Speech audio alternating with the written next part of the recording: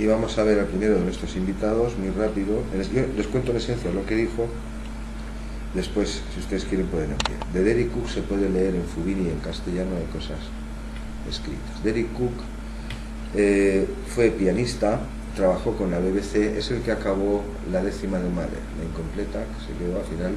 La versión que se escucha es la de él. Este es el autógrafo de Mahler, está de la página, la primera página de la sinfonía. Cook lo que vino a proponer, quiero decir, un buen músico, toda su vida trabajó de músico, y una BBC de Mallorca, crítico musical, un montón de cosas, y de hecho esta versión es suya. Pero lo que él vino a proponer es como si existiesen algo así como términos básicos dentro de...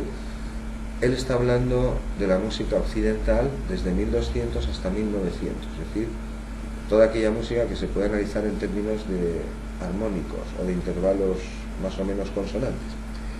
Con esto ya estoy diciendo buena parte del problema. Toda música que no se adapta a eso no se puede aplicar el método de Cook, pero Cook hizo las cosas bien, es decir, se analizó con todo tipo de detalles, y esto consta. Creo que son más de 1000 obras del repertorio occidental, desde la primera polifonía conocida, 1200 más o menos, Notre Dame, hasta los tiempos de Mahler. Pero eso quiere decir cada bloque armónico con el grado correspondiente de la tonalidad, como no se hace hoy todavía, ¿no? Indicar debajo de la cadencia con números romanos, y si funciona como segundo grado de tal y de cual, y un análisis exhaustivo y súper detallado de más de 1000 producciones, pero seleccionó la muestra, y esto es de lo que se le ha acusado en ocasiones. Es decir, escogió obras en donde había texto, y por lo tanto por el texto se podía saber algo del significado de lo que quería decir el compositor, u obras de las cuales el compositor había dejado datos. Yo puedo escribir una sonata y no digo nada, pero si yo le pongo un nombre como Claro de Luna, pues ya estoy indicando algunas cosas. El caso es que el hombre propuso esto, intentaba averiguar si, independientemente del tiempo cultural, barroco, renacimiento, que los gustos cambian, por supuesto, los compositores recurrían invariablemente a ciertos patrones armónicos o a ciertas progresiones para expresar las mismas cosas. Es decir, si bajaban al primer nivel de articulación, y con eso se manejaba. De modo que siempre que encontraban una cierta cadencia, pongamos primero, cuarto, quinto, primero, como el rock and roll, por ejemplo, ¿no? Que es lo más básico. Voy a poner un ejemplo. Pues tanto si la encontraban en una obra de 1200 como de 1500 como de 1800, si la emoción que él decía que podía representar, pues se cumplía. Es decir, hizo un planteamiento exhaustivo muy bien hecho, y después se intentó replicar estas cosas durante los años 50 y de las décadas centrales del siglo pasado, no una vez ni dos, muchas. Se pasaban amplios cuestionarios en conservatorios occidentales y universidades, y donde cada cual que quiso dedicarse al tema lo hicieron, y se presentaba un listado como un test, ¿no? Un listado donde venían 40 o 50 emociones, y yo los reparto, pongo las cadencias armónicas, y cada cual marca la 1, pues esto de alegría, tristeza, y después yo observo eso, y cuantas más observo, más me acerco a una posible estadística, pero al final se vio que de esto no hubo nada, era todo aleatorio. Sin embargo, él, es decir, no se puede decir que lo propuso a priori, pero claro, tampoco... Bueno, los mayores problemas ya los he citado. Uno, que solo se aplica a música con texto, o de la que el compositor ha dicho, y que claro, cualquier música que no siga las leyes tonales tampoco se puede analizar así. Este es Derek Cook, que antes no lo había mostrado. Este es el autógrafo de la primera partitura. Ravel, que es este, no la quiso acabar, y otros muchos tampoco, que se les ofreció, porque lo consideraban un sacrilegio. Lo que un compositor romántico tenía que decir, miento, tenía que musicar en un poema sinfónico, pues esto era una revelación, como dijo Beethoven, más elevada que cualquier filosofía. Bueno, esto solo resume las cosas que ya les he ido anotando. Es decir, él toma obras también anteriores a 1400, no empieza en 1400 la música tonal occidental. Pero para Cook, pues esta es la principal objeción. Toda música que no sea tonal o no siga estas leyes, pues como que no. Al final parece que la música, según sus propuestas, solo pudiera expresar cosas como tristeza, dolor o lo que les voy a mostrar en un momento, que es esto de aquí. Yo no soy un buen pianista, no sé las presentes. Es decir, que un pianista tú le dices quinto primero, segundo primero y el tío se sienta ahí y te lo toca con acordes y con inversiones. Yo no puedo hacer eso, pero lo puedo cantar. Estos son los términos, el vocabulario básico y algunos más que Cook propuso. Es decir, tenemos algunos similares. Por ejemplo, este es menor y este es mayor, que es el mismo. Si en una determinada obra aparece como estructura armónica, digo, aparte que unos canten y otros hagan pizzicatos, pues por ejemplo en menor, sol, fa, mi, re, do, ¿no? Este sería el ambiente armónico. Pues según él, esto es una aceptación final, es decir, no es que, sino ya cuando ya tiras la toalla de que estás afligido, un sufrimiento. Bueno, llegó a detallar todas estas cosas, intentó hacer muchos matices y grados dentro de cada emoción, que hay muchas, están tabuladas, a lo mejor no las conocemos todas, o estados mentales o anímicos, como lo quieran llamar. Es decir, si yo oigo sol, fa, mi, re, do, pues estoy así, pero si en cambio oigo el mayor, que está aquí, sol, fa, mi, re, do, pues ahí es una discreta alegría, dijo él, pero experimentada de forma pasiva. También aceptación, consuelo, renacimiento, plenitud, cosas así. Podemos buscar otro, hay alguno más parecido. O sea, es decir, que se presenta en modos, en modo menor y en modo mayor, y ahora no sé si lo localizaré, lo tenía que haber apuntado. Si lo ven me lo dicen. Este es 1, 2, 3, 4, 5. No lo veo. Por ejemplo, en menor, subiendo, do, re, mi, fa, sol, pues un sentimiento de dolor, pero que está empezando, como que todavía no está. Bueno, tampoco la psicología estaba en esos tiempos y la neurociencia como está hoy. Fue una propuesta honesta, un trabajo exhaustivo, pero claro, en fin, no lo formuló a priori, ciertamente, pero por sus postulados pareciera que la música solo pudiera expresar este tipo de cosas. Sí, grados de la alegría, grados de dolor, grados de angustia, grados de aflicción. Es evidente que no. Bueno, ya he mostrado la consagración de la primavera, lo que intentaba, y ahí no aparece para nada. ¿Qué decir del dodecafonismo? Y así con un montón de cosas, o como las sonatas, que hay cientos. Una cosa es que yo escribo una sinfonía o un oratorio, un motete, lo que me encargan con un tema, y otra cosa son 555 sonatas de Scarlatti, una tras de otra, del 1 al 5. ¿Y esto qué es? Es decir, que el enfoque de Cook fue un buen intento, empujó bastante las cosas, pero al final no se resolvió en lo que a él le hubiera gustado. Aquí tenemos también la atribución que hacía a intervalos, en este caso ya no a progresiones de grados armónicos, sino por ejemplo, digamos así, las propiedades que llevaban adheridas o lo que desencadenaba el primer nivel de articulación, porque los intervalos se pueden considerar igual. Un intervalo per se no tiene por qué ser nada, aunque puede serlo, pero cuando yo los combino con otros, pues depende de la época histórica donde vaya, o depende del contexto de músicos, el significado es el mismo objeto, o el mismo intervalo, o grupo de intervalos, pero el significado cambia. Pues aquí, por ejemplo, la segunda mayor, pues él la consideraba emocionalmente neutra, la menor una tensión semitonal atónica, esto deriva de la armonía. Es decir, para Cook, Langer y el otro que vamos a ver, parecen dar por supuesto que las leyes naturales, las que utilizamos en Occidente, son la condición necesaria para considerar que la música significa algo, y esto evidentemente no puede ser así. Ahora lo veremos un poco. Bueno, no me paro más. Estas cosas se pueden consultar de Cook, ya lo he dicho, en el libro de Fubini y otros, si no me preguntan, en castellano, en libros de Alianza Universidad están todas estas. De hecho, estas están sacadas de ahí, no del inglés. O aquí tenemos la tríada mayor ascendente, es parecida a la que hemos visto, la inversa. Bueno, es una propuesta curiosa, bien hecha, bien documentada y con rigor. Y ya está, ya se investiga. No para encontrar lo que uno quiere, sino para ver si lo que parece ser, si la apariencia es real o no lo es.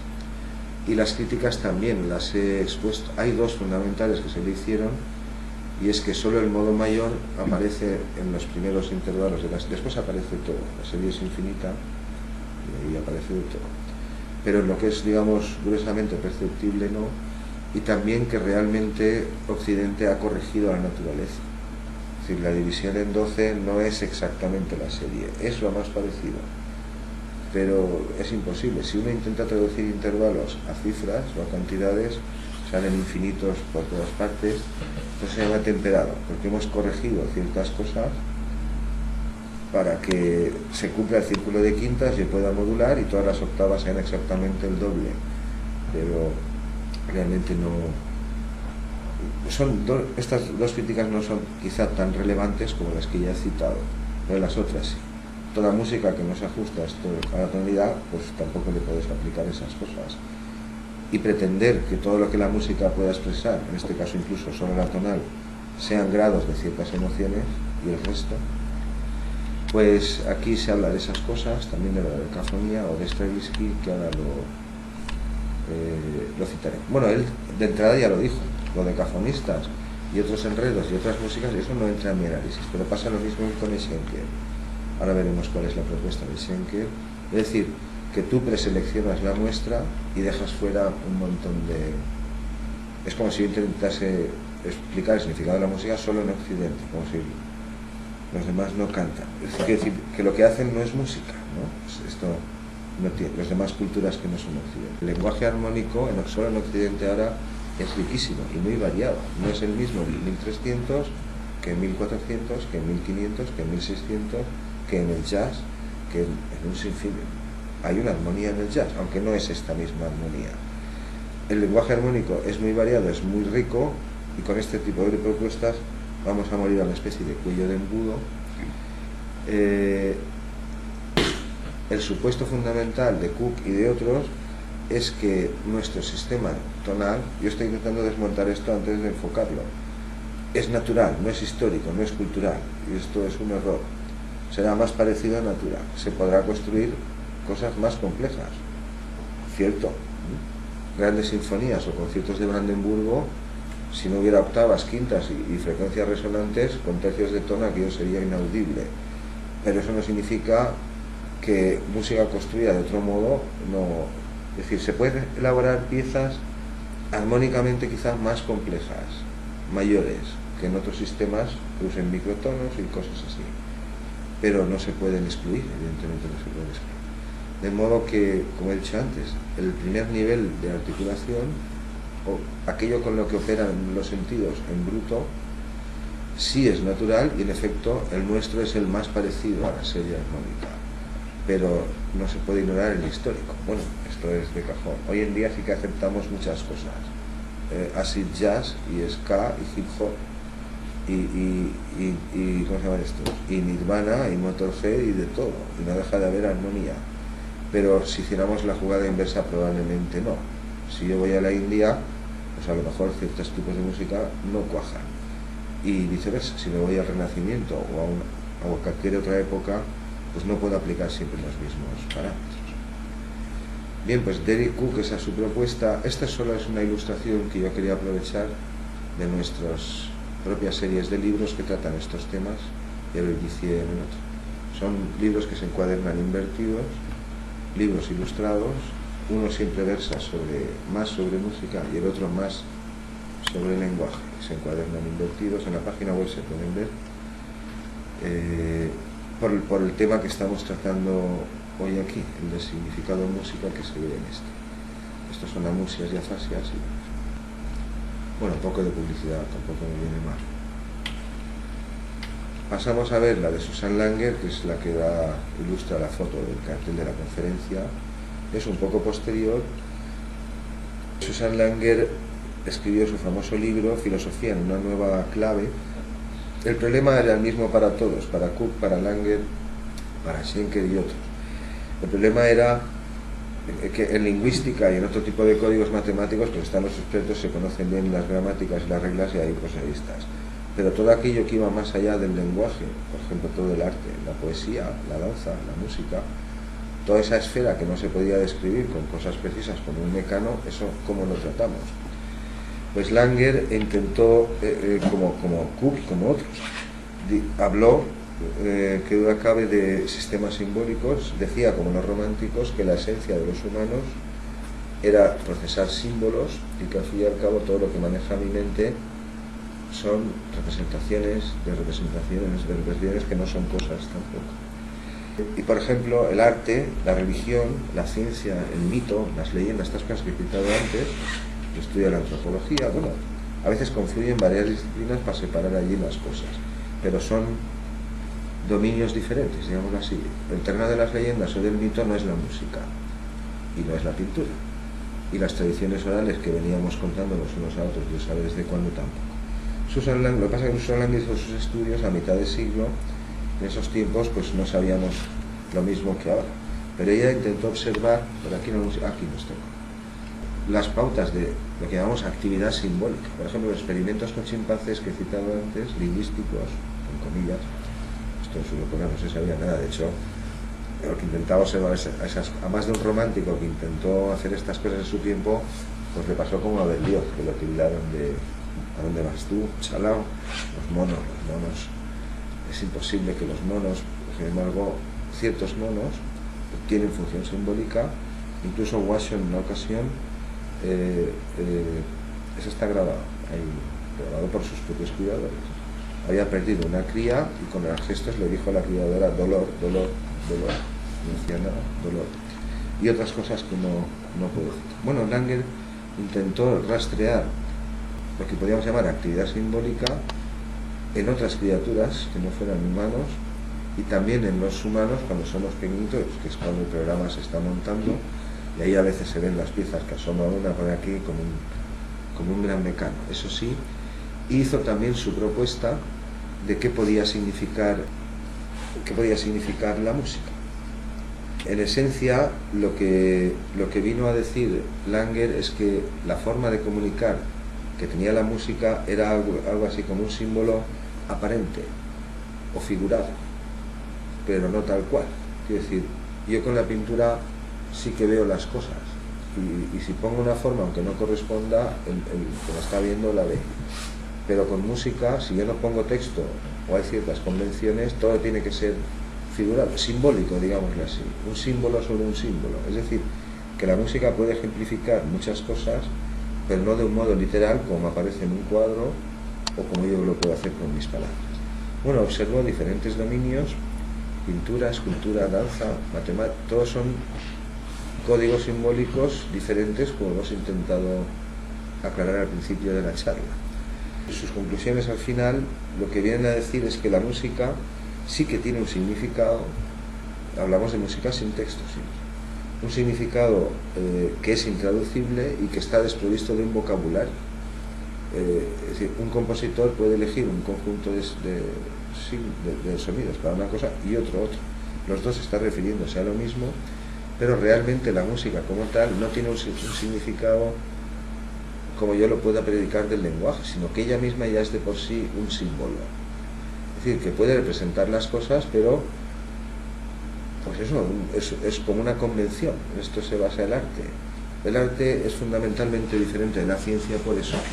Yo con la ciencia puedo reproducir las cosas una y otra vez, es decir, pero el arte se basa precisamente en lo contrario. Es decir, que no posee un significado asignado de antemano, pero que aún así la música expresa cosas, claro. ¿Y qué cosas expresa? Pues las que sean, pero de forma simbólica. Lo que vino a decir Langer es que esa información que obtenemos, músicos y no músicos, cuando escuchamos música, no son los sentimientos. Es decir, la música no transmitiría solo emociones, como parece decir Cook, o como dijeron los ilustrados u otros que dicen que la música es el lenguaje de las emociones, pero la música puede expresar más cosas, sino que el efecto que nos hace es porque funciona igual que funcionan las emociones o algo así. Esto se parece a las famosas teorías de los pitagóricos griegos. Los pitagóricos griegos decían que las leyes de la división de las cuerdas, octavas, quintas, por los intervalos famosos, eran las mismas leyes que de la psique que ellos decían, y de ese modo explicaban el hecho de que los humanos, siempre que escuchamos música, no cualquier música, pero oye, tú te paras. Decían que había una identidad, los pitagóricos, entre la que hoy diríamos armonía y las leyes de la mente, fueren las que fueren. Lo que vino a decir Langer es que la música tiene ese efecto y parece comunicarnos tantas cosas, no porque transmita los sentimientos tal cual los quiere expresar el compositor o no, sino porque lo que transmite es la forma como esos sentimientos, esas ideas se mueven en nuestras cabezas. Vamos. De modo que, claro que es expresiva, claro que tiene significado, lo que pasa es que el significado no es traducible y por supuesto no hay un vocabulario como pretendía encontrarlo Cook. Si nos vamos a una época concreta, esto sí se puede aislar. Hay un vocabulario o algo parecido, barroco y uno más romántico. Nos podemos acercar un poco más al asunto, pero claro, cuando consideramos la música en su totalidad, el problema se multiplica. Es decir, estamos en el mismo problema. Si la música, como cualquier arte, es un tipo de lenguaje, como lo son los otros, entonces la armonía, ¿qué significa? La armonía occidental. Las leyes que a mí me dicen, no es que tenga que meter séptima necesariamente, pero todo no lo puedo meter. Puedo meter séptima y algunos más, pero todos los que quieran no. Sí que puedo, pero, es decir, esas leyes tonales son múltiplos unos de otros, ¿qué significa eso? Si intentamos escribir ahí el significado, sería como decir que el significado de lo que yo estoy, es lo mismo de antes, el significado de lo que estoy diciendo está en el hecho de que pongo primero el sujeto, después el verbo y después el objeto, y el significado no está ahí. El significado, las reglas son útiles para limitar las cosas, para no perdernos en un mar de expresiones y significados y ir a lo que queremos, pero las reglas no son el mensaje.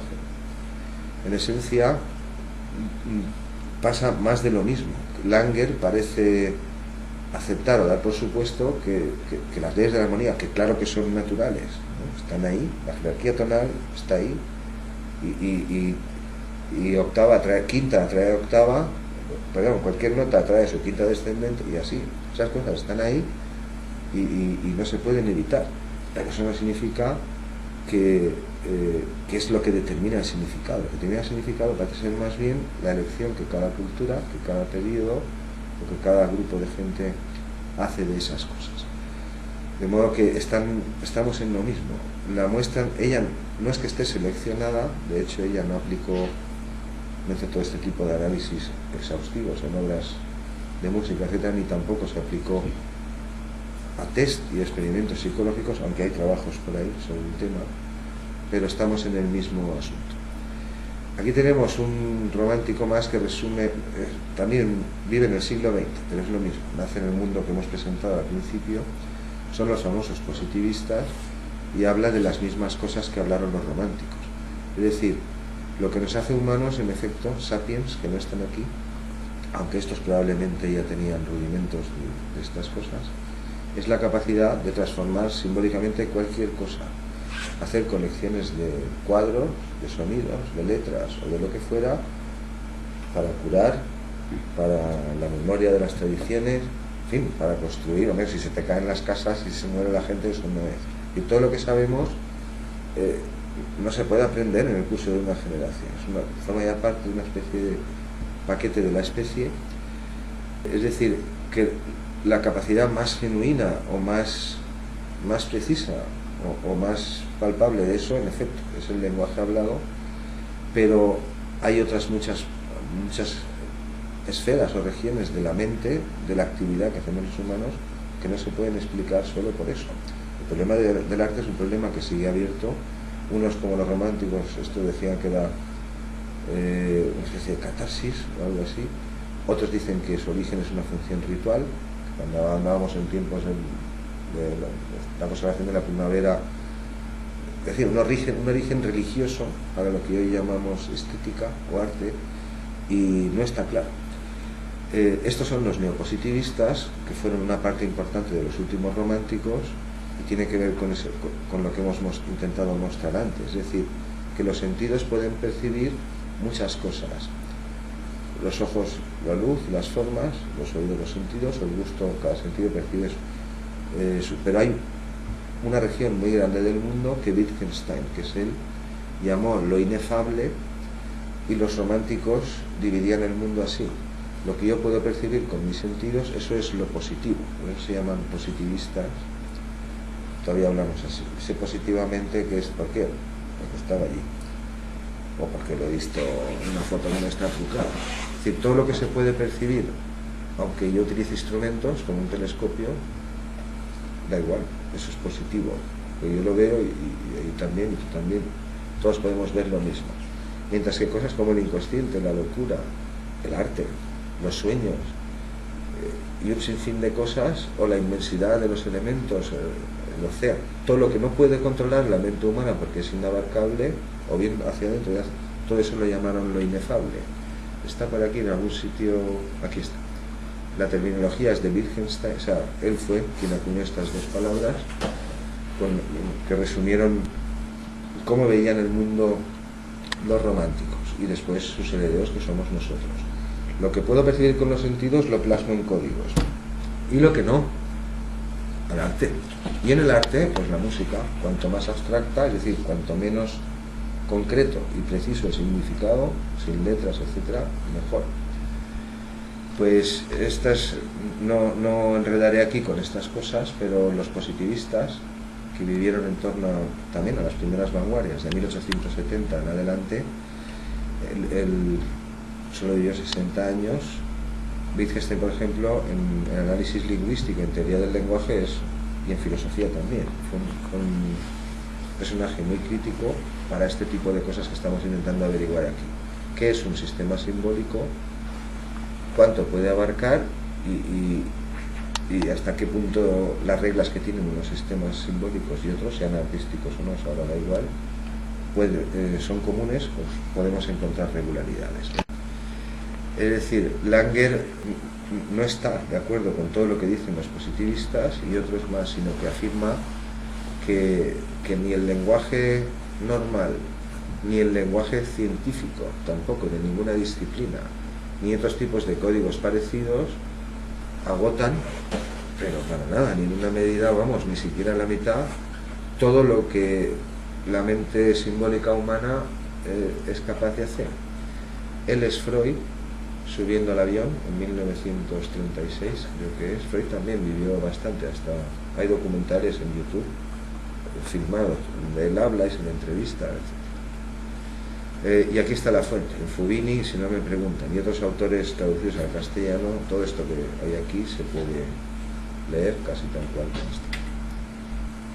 Pues pasamos bueno, sí, después de cada uno he puesto los siguientes. Bueno, esto no es un sistema simbólico, pero es un pequeño artefacto que intenta aglutinar pues el trabajo que llevamos haciendo hace casi 20 años, porque este año van a ser 20, es decir, observar cualquier fenómeno, cualquier cosa que tenga que ver con lo que llamamos música, que ya ven que tiene muchas cajas dentro, con lo que llamamos lenguaje, y en qué modo esto está trabado, es compartido, es propio, es excluyente o no. En este caso es un manual de psicoacústica, no de acústica, no del primer nivel en bruto, sino de lo que operamos en el cerebro con trastornos de audición y lenguaje. Y en este es el oído de los bichitos. No están todos editados, impresos, no hemos conseguido editar hasta el 4, porque son muy caros y no ganamos ni un euro, al contrario, tienes que poner, pero sin prisa y sin pausa. Diseñados están, y existir existen, pero no impresos. Impresos solo están los 4 primeros. Este es el oído de los bichitos, pero se llama el oído biológico, de diferentes criaturas, se ilustra con texto, con imágenes y dibujos.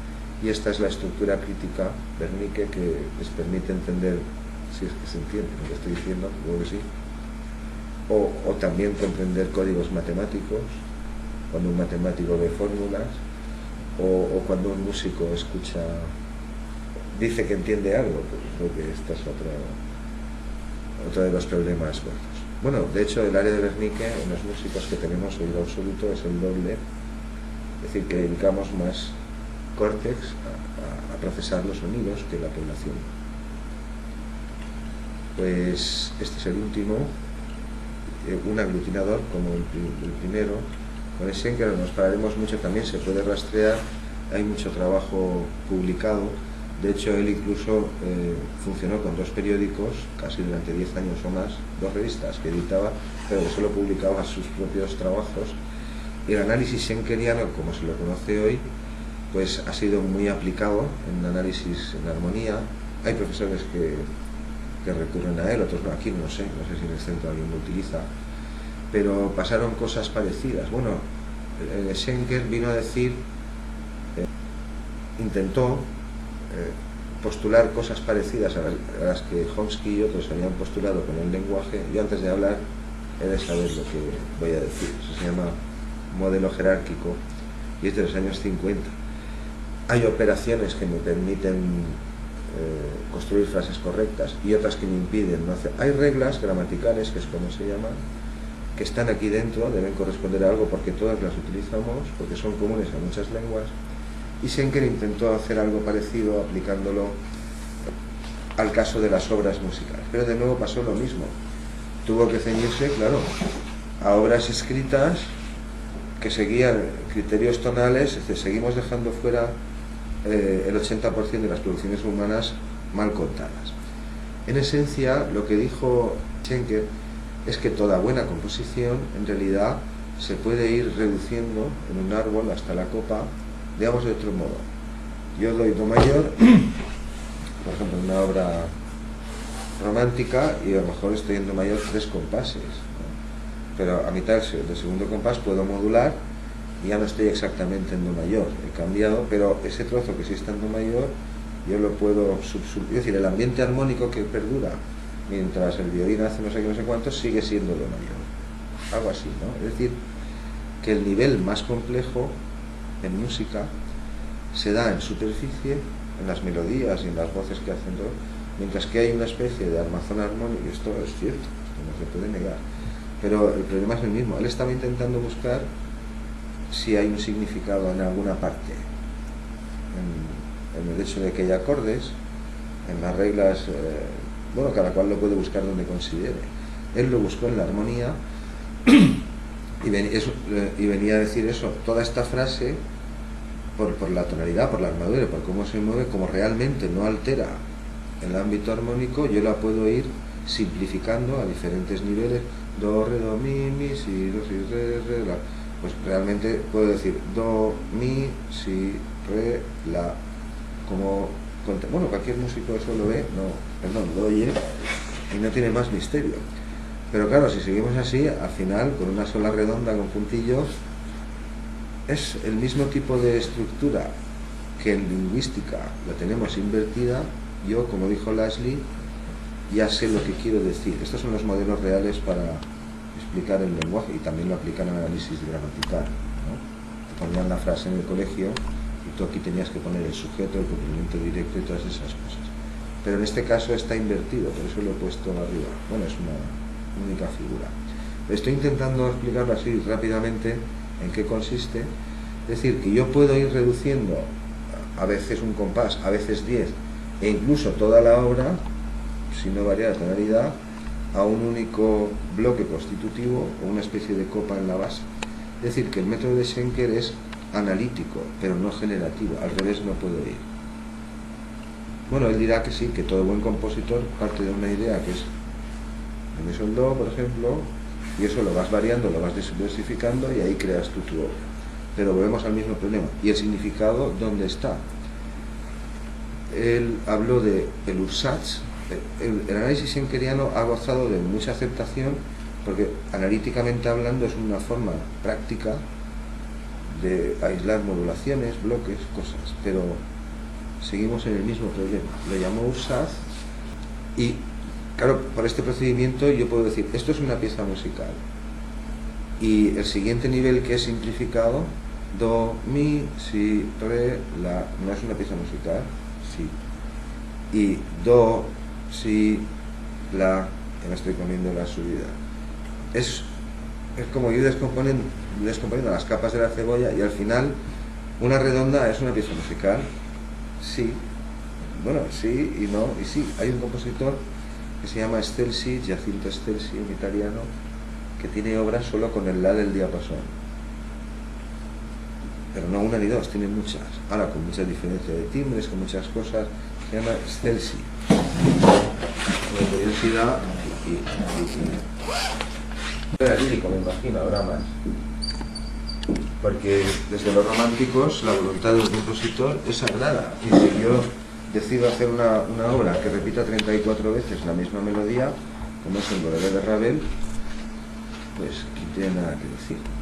Bueno, el método, aquí se resume, es decir, Schenker intentó aplicar lo que sabemos de las gramáticas lingüísticas humanas al caso de la música, pero no expuso los principios con el mismo rigor que Chomsky, basándose en las mismas cosas. Si hay regularidades en las producciones musicales de muchos siglos, es porque algo en común debe haber, pero tampoco avanzamos mucho con él. Es decir, en el caso de la música hay ciertas cosas que podríamos asimilar a significado o lo más parecido, como podría ser la complejidad. Ciertamente la pieza no es do, mi, si, re, la. La pieza es pues los arabescos, los puntillos, la combinación de las terceras, las voces que se cruzan. Todos los músicos sabemos percibir cuando se repite un tema, cuando cambia de voz, con qué frecuencia se alternan los tipos. Bueno, eso es el código musical. No es estrictamente cómo se combinan las notas, sino que hay muchísimas cosas más. Lo intentó, pero no dejó sus ideas formuladas con el mismo rigor que Chomsky, y al final pues eso, se ha utilizado mucho en análisis, pero no permite proceder al contrario.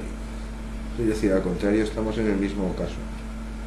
Yo soy el compositor, tengo do, ya, ¿y qué vas a hacer? Pues todo lo que se me ocurre. ¿Y cuáles son las reglas? Pues no hay reglas. Si quiero hacer un rock and roll, es decir, si quiero ir a formas concretas, tendré que tomar esas pocas reglas que hay para hacer ciertas cosas y no salirme mucho de ahí. Bueno, son tres, la clase de hoy era solamente presentar los tres más famosos o principales. Hay otras muchas, Meyer y otros psicólogos del siglo XX. La mayoría vienen a morir en lo mismo, como si la música solo fuera capaz de expresar emociones, tipos de emociones, grados de emociones, estados de ánimo y más allá no. Pero los románticos ya se encargaron de dejar esto este terreno bastante pelado. Este es el que les citaba. Los modelos jerárquicos son de Lashley, era un neurocientífico, neurólogo también, de mitad del siglo pasado.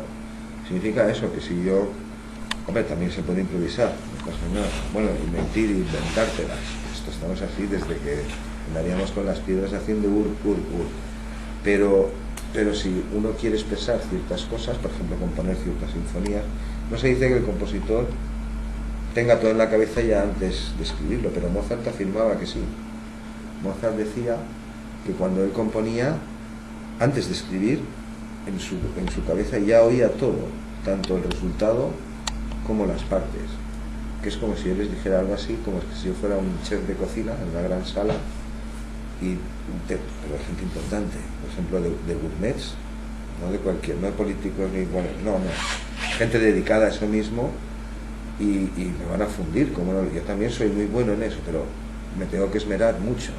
Y dijera, he compuesto un menú, pero a la vez que recreo los sabores, veo tanto el plato en su conjunto como cada ingrediente por separado. Bueno, esto es lo que decía Mozart de su propia forma de componer. Él decía que, y por eso se sentaba, y, cierto, es una música, digámoslo, diferente a la romántica, más basada en quintas, tónicas, en cosas más audibles, pero él lo decía así.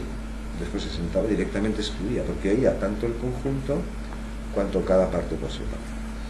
Pues las propuestas de los modelos jerárquicos que se aceptan hoy en teoría del lenguaje, neurológicos, y también en muchos otros campos, es esa. Si yo no tuviera lo que fuere, una idea que no se sabe qué forma tiene, si yo no supiera de lo que voy a hablar, ¿cómo iba a poder hablar? De algún modo en la mente, claro, a través de símbolos, es evidente. Mi mente no puede manejar, para montar el mecano no puede manejar solo las palabras.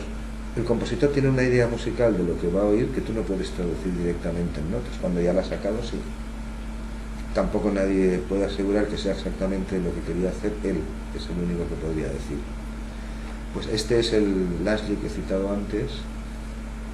Es decir, antes de que la conducta, la que fuere, pintar el cuadro, es un mosaico, puede dar una idea también de lo que estoy diciendo. Es decir, un mosaico, cuando ya sabes, es como un puzzle, ¿no?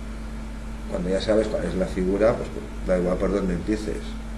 El problema es si tienes que empezar, si no sabes qué es lo que vas a dibujar. Pero un mosaico se puede empezar por cualquier parte. porque antes ya ha sido compuesto, y el puzzle igual. De Schenker, un poco más, estas cosas las pueden consultar en Fubin, yo indicaré después en el vídeo, cuando lo subo, ahí pongo fulano, página tal, casi con las mismas, esta idea ya la he expuesto.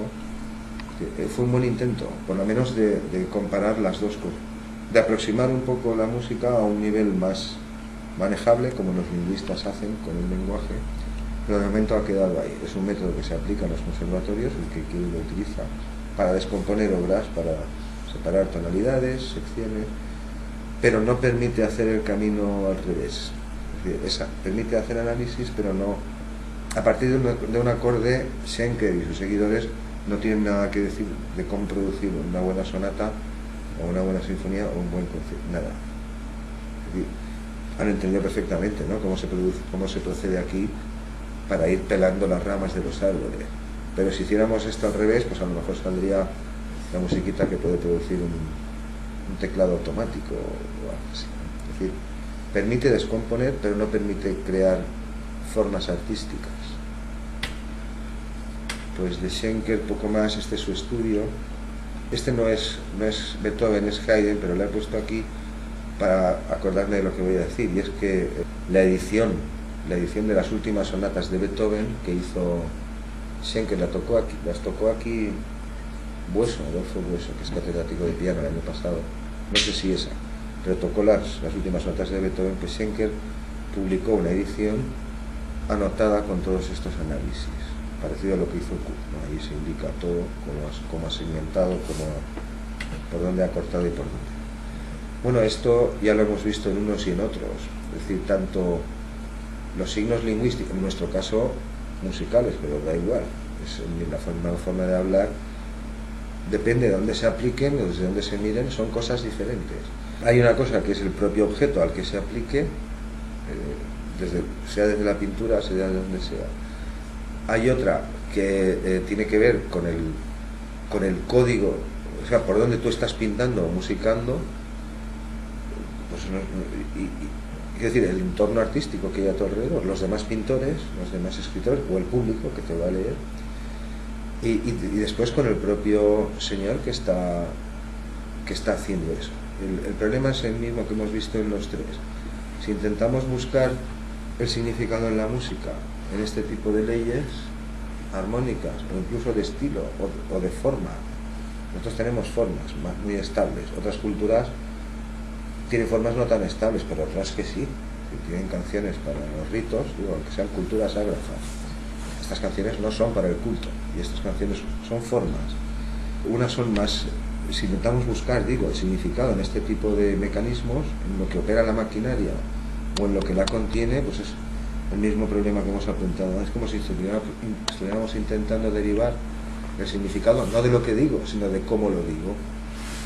Y esto evidentemente no puede ser. En el caso de Cook pasó algo parecido, es decir, él intentó observar si había una especie de vocabulario básico o sintaxis armónica en la historia de Occidente. Y si lo hubiera encontrado, estaríamos diciendo que el significado está en la sintaxis, no en lo que estás diciendo. Esto no puede ser. Hay un error de planteamiento u otras propiedades de los sistemas simbólicos que yo estoy eludiendo aquí. No he intentado definirlos como se entienden en lógica, en matemática, etcétera, porque trascendía el ámbito de la clase. Es decir, un sistema simbólico no puede ser una colección de cualquier cosa. Tiene que cumplir ciertos requisitos, pero yo puedo construir sistemas simbólicos con caramelos de esos que pillaron a la otra del Congreso el otro día, por ejemplo, ese juego que no sé cómo se llama, o con muñecas, o con joyas, yo podría inventar aquí, en cualquiera de los presentes, diseñar un nuevo sistema simbólico, no arbitrario, pero cambiando las reglas de funcionamiento también me las puedo inventar, pero en última instancia tiene que haber reglas. Si no hay ciertas reglas que permitan unas construcciones y otras no, pues entonces el asunto no es. Por eso, entender que la armonía por supuesto que tiene una función sintáctica en la música occidental, no solo la armonía, y otras cosas también, la duración, los tempos, muchas cosas. Pero pretender que que las reglas, que la sintaxis es la que tiene significado, evidentemente es un camino erróneo. Estos son los siguientes. No os puedo hacerlo más largo, pero tenía que aprovechar la filmación. Como no sé si el año que viene trabajaré, no sé si podré hacer aquí una conferencia o no, pues yo me voy a marchar. Este es sobre el cerebro y va con teorías sobre la creatividad. Aquí no hemos aludido para nada, bueno, dos hemos citado. Y este es el del córtex, neurocomputación, con el que han visto antes asociado a Korzybski, el del mapa no es el territorio, o metacórtex, es decir, conocimiento acerca del córtex. Lo que los humanos simbólicos, según todos estos personajes, porque todos hablaban de cosas parecidas, hemos aprendido a hacer, en última instancia, es también a hablar de lo que hacemos con la herramienta que nos permite hablar. Fijo, meta significa eso, acerca de. Si dijera metalenguaje, bueno, en parte estoy usando un metalenguaje, porque estoy hablando con lenguaje acerca del lenguaje, pues algo así. En este caso es rizarlo un poco más y pasamos con este sí, este es el último. En el caso de Nelson Goodman, él no se aplicó concretamente a la música, como sí hicieron Langer, Schenker y Cook, que son los tres principales que hemos visto, pero sí intentó abarcar la esfera completa de lo que llamamos sistemas simbólicos. He empezado de un modo muy general y poco a poco me he ido acercando al nuestro, que es el musical, que ya se ha visto que no es solo uno tampoco, sino que tiene otros dentro, pero el problema es mucho más amplio.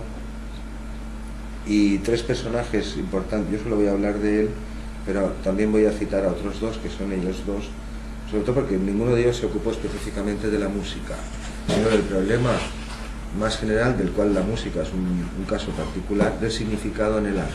El problema es el mismo, pero hay más artes. Él es Ernst Cassirer, murió en 1945, a veces he indicado, pero de estos no, claro, la fecha de...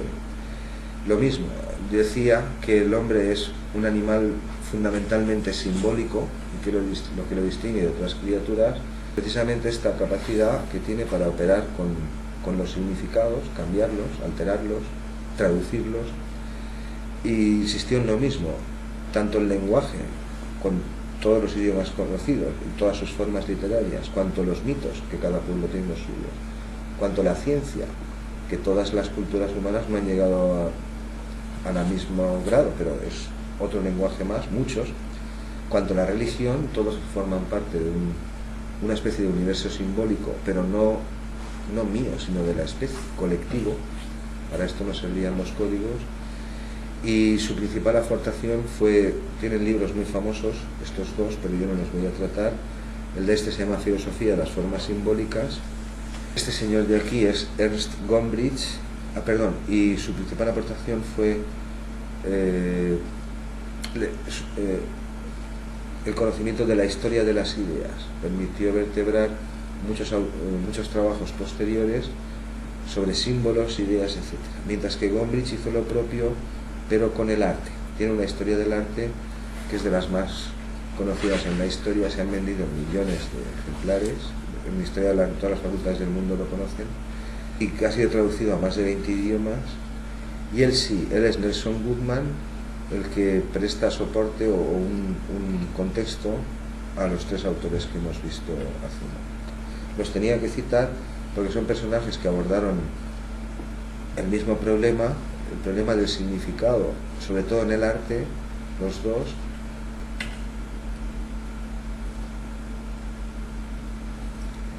Pues con Goodman nos vamos a despedir. Aquí tenemos una alegoría muy bonita de las artes. Aquí está, hay otras artes, no son los únicos. Aquí tenemos la pintura, la escultura, la música. Aquí parece representarse otro, que es el teatro, o artes dramáticos, digámoslo así. Siempre con el modelo de Grecia, con cánones griegos y con unos símbolos, es decir, con un primer nivel de articulación, diríamos ahora. En este caso ya no son sonidos o sea, notas ni letras, sino entidades mayores de significado, paquetes, digámoslo así.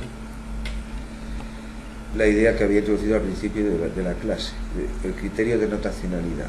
Todos los sistemas simbólicos que conocemos, sobre todo los artísticos, violan por lo menos uno, es decir, la mayoría. ¿A qué puedo traducir la pintura? Bueno, hoy en día sí que podríamos traducir cada píxel de color de un cuadro a ciertas coordenadas numéricas y meterlas en una tarjeta de memoria, que de hecho es lo que hacemos. Pero con otras cosas no lo sé. También podemos imprimir ya esculturas en 3D y hasta hamburguesas y muchísimas cosas. Pero lo que pretendía Goodman era avanzar en este problema, es decir, de no poder comparar para nada unos códigos con otros, más que con lo que dicen algunos filósofos o algunos teóricos de la estética, pues a un punto en que por lo menos pudiéramos establecer comparaciones, exclusiones o lo que fuere. De modo que acuñó el criterio el concepto de notacionalidad, aunque es un ideal, porque casi todos, insisto, en la práctica violan por lo menos uno de estos criterios. De todos modos, en nuestro caso, feliz caso, pues tenemos sistemas de notación que no es uno ni absoluto ni nada, pueden haber muchísimos. Aquí está el gregoriano, aquí hay notación mensural del siglo XII, aquí hay notación convencional, también están los neumas y incluso las partituras modernas de Xenakis y de otros compositores, es decir, podríamos traducirlo igualmente a números, como ya hemos aclarado, y aquí está esta misma incluida, como he apuntado antes, como un código, un sistema simbólico más dentro del conjunto mayor. Es decir, el criterio de notacionalidad implica que yo puedo pasar de un formato al otro y de otro a uno o a varios sin alterar la esencia de la obra. Como ejemplo, este es uno de los cuadros que he citado antes, cuando hablábamos de que los románticos pintaban lo que era audible e intentaban musicar lo que era visible, que es la correspondencia entre lenguajes. Este es Kandinsky, composición, este es amarillo, rojo y azul. Por ejemplo, en el lenguaje corriente, pues sí, no hablo como quiero y respeto las reglas, pero realmente no es... Yo puedo grabar lo que digo y después oírlo todas las veces que quiera, pero aquí está buscando el significado. Cuando yo estoy hablando con una persona en la calle, por eso es tan difícil que las máquinas a veces, los ordenadores, reconozcan realmente una conversación. La máquina identifica cuántas voces hay, si es agudo, si es fulano, si es el timbre de voz, y te encuentra el culpable. Pero todavía hoy tenemos unos problemas insalvables para que los ordenadores reconozcan o comprendan textos literarios. Esto es un problema real de la inteligencia artificial. Es decir, que el lenguaje, si es lenguaje científico, no. Si yo a la máquina le doy la programación o lo que sea, o un sistema de datos de enfermedades, como son los sistemas expertos, programas que hacen diagnósticos, la máquina opera con las reglas y no hay ningún problema. Pero la charla normal que hablamos en cualquier parte tiene múltiples sentidos, ambigüedad, redundancia, y sobre todo que yo sé que mi hablante sabe muchas cosas, las doy por supuestas y directamente aludo, y claro, la máquina ahí se pierde. En el caso de la escultura y la pintura, pues ya violan todos los criterios prácticamente, porque realmente, es decir, el problema del significado en el arte se dispara, la multiplicidad de significados se dispara muchísimo en las artes plásticas y no hay modo de momento estamos ahí. La pintura, por ejemplo, pues eso, a no ser que lo que estés haciendo sea lo que se llama precisionismo, que es un tipo, no es hiperrealismo, pero es una especie de cuadros fotográficos que literalmente retratan las cosas. Pero aún así, yo puedo hacer eso, no una foto, sino un cuadro casi fotográfico, pero con un mensaje. Porque lo que hay ahí representado lo he escogido por algo, con una intención, va dirigido a cierto público y todo eso forma parte del significado sin estar inscrito en un cuadro. De todos modos, la propuesta de Goodman también permitió avanzar bastante, porque en la medida en que cualquier código artístico o lingüístico se acerque a este ideal de la notacionalidad, pues en principio es posible comparar o al menos asociar artes diversas que antes no las podíamos comparar. Incluso se puede investigar, esto está escrito, Goodman publicó sus trabajos a mitad del siglo pasado, esto hoy se cumple. No es que se podría investigar cuando lo escribía Fubini, sino que hoy hacemos estas cosas. Sentamos a la gente debajo de los escáneres para observar si las áreas corticales que procesan sistemas donde la notacionalidad se cumple, como matemáticas o partituras de música o cosas así, de sistemas no notacionales, como puede ser el habla normal y observamos lo que ocurre ahí dentro. Es decir, que el estudio de esas estructuras que postulaban otros lingüistas y ellos mismos a mitad del siglo pasado, digo, el estudio neurológico hoy en día es una realidad. De todos modos, los símbolos, estas son propiedades de los símbolos, es decir, que un símbolo no es un concepto como una palabra o un grupo de notas, sino que realmente no sabemos a qué corresponde. Por ejemplo, los símbolos, claro que tienen propiedades, si no, no podrían interactuar con otros símbolos y funcionar. Pero, por ejemplo, una obra musical, en sentido estricto, digo, una obra sin texto, como estábamos diciendo al principio de la clase.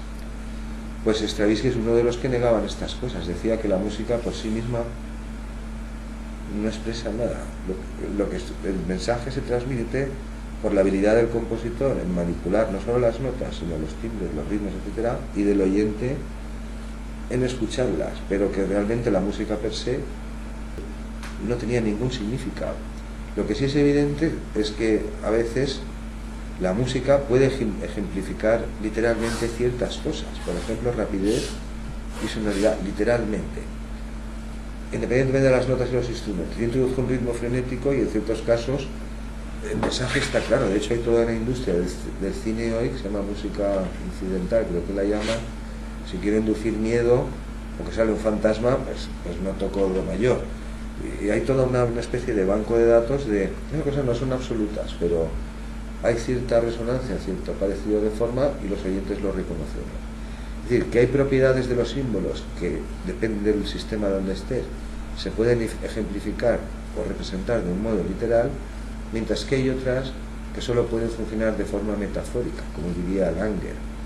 Es decir, que cosas como la alegría, la furia, la pasión, estas cosas están presentes a veces en los discursos musicales, pero la solemnidad no es propia de la música, la solemnidad es propia de ciertos... Es decir, que todo lo que se intenta representar aquí es símbolos sobre símbolos sobre símbolos, o algo así. Dice Goodman, la música, todas estas cosas no las puede exhibir literalmente, sino que lo hace solo de un modo simbólico.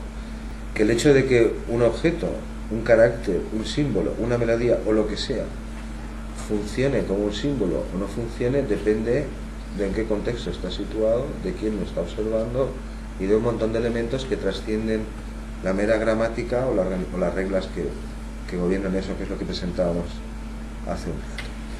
Estos no voy a entrar en aclararlos, los dejo expuestos, ahí se pueden leer.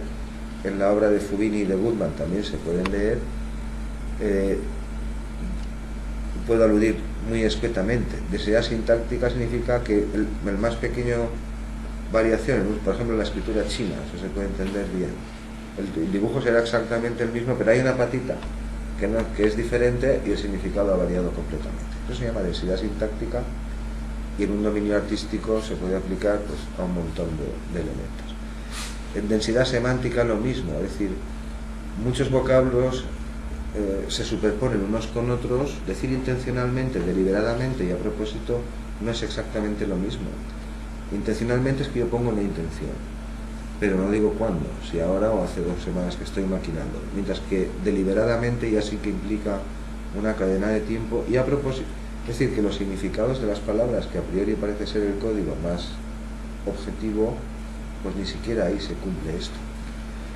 En la plenitud relativa es algo parecido, es decir, esto puede ser una gráfica de Wall Street, de la bolsa, o las montañas en un cuadro de Hokusai, que era un pintor japonés al que adoraban los románticos. Tiene un cuadro parecido, ahora sí.